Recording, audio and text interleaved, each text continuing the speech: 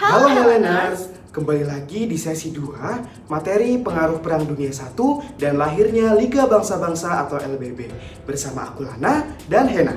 Pada kesempatan kali ini, seperti biasa di awal sesi akan dibahas oleh Lana dan dilanjutkan oleh aku Hena. Jadi tetap semangat ya!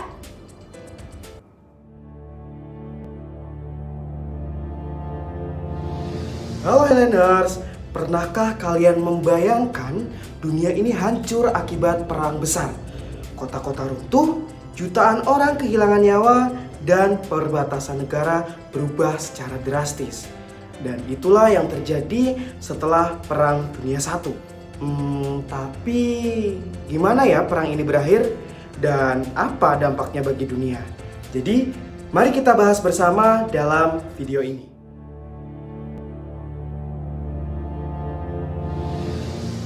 Akhir perang dan perjanjian Versailles.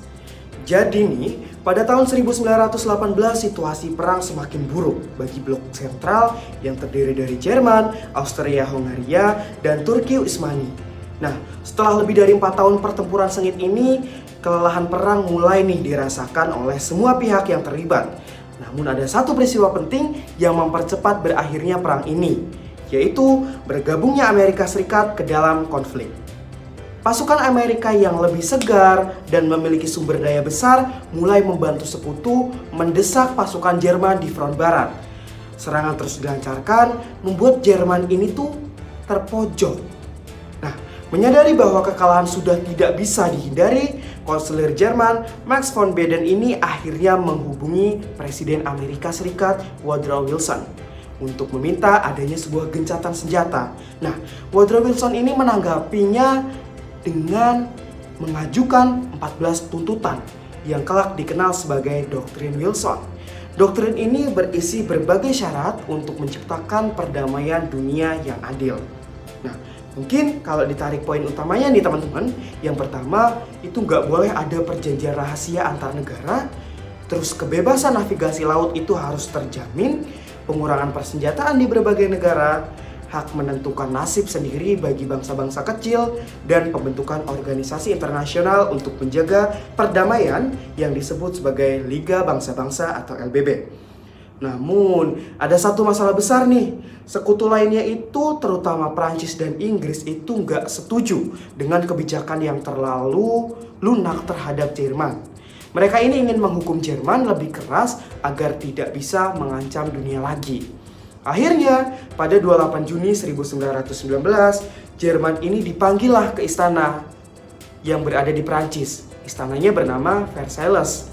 Nah, di sini juga ada penandatanganan perjanjian Versailles yang isinya Jerman itu harus membayar ganti rugi perang dalam jumlah yang sangat besar.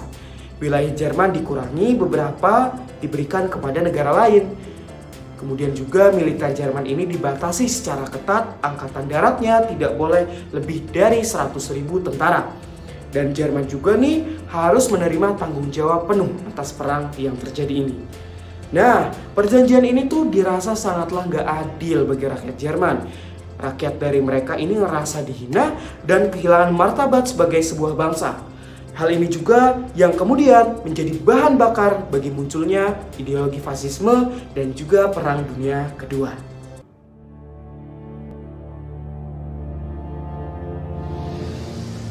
Dampak Perang Dunia I. Perang Dunia I ini nggak hanya meninggalkan luka mendalam bagi Eropa, tetapi juga mengubah sejarah dunia selamanya. Berikut adalah beberapa dampak penting dari perang ini. Yang pertama adalah kemunduran Eropa dari berbagai bidang. Nah, dampak utamanya yang pertama adalah infrastruktur itu hancur. Baik jalan, jembatan, bahkan rel kereta api, serta fasilitas lainnya. Kemudian ekonomi Eropa juga lumpuh karena produksi barang itu menurun sangat drastis. Jutaan orang juga kehilangan pekerjaan dan mengalami kelaparan berat. Lebih dari 10 juta orang itu tewas, dan sebagian besar ini adalah pemuda yang usianya adalah usia produktif. Yang kedua adalah kehancuran 4 kekaisaran besar di dunia. 4 kekaisaran ini, yang pertama adalah Kekaisaran Jerman, Kekaisaran Austria-Hungaria, Kekaisaran Rusia, dan juga Kekaisaran Turki Utsmani. Yang ketiga adalah berkembangnya ideologi komunisme di Rusia. Terjadi revolusi besar Kaisar Tsar Nicholas II digulingkan dari kaum Bolshevik yang dipimpin oleh Vladimir Lenin mengambil alih kekuasaan. Nah, dari sinilah komunisme itu mulai menyebar ke berbagai belahan dunia, termasuk Cina dan bahkan Indonesia. Yang keempat ini adalah lahirnya fasisme. Rasa frustasi akibat perjanjian Versailles ini melahirkan fasisme di Jerman dan Italia.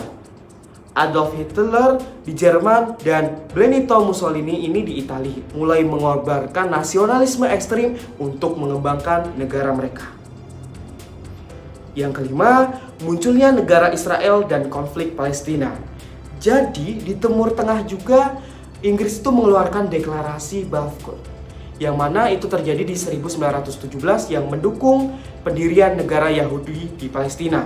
Akibatnya, adanya imigrasi besar-besaran oleh Yahudi ke Palestina.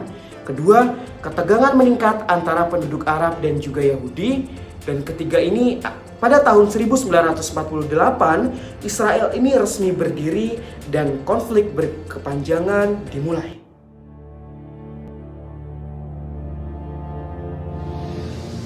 Dari Perang Dunia I ini kita belajar bahwa perang bisa terjadi akibat konflik dari politik, ekonomi, bahkan kesalahan diplomasi.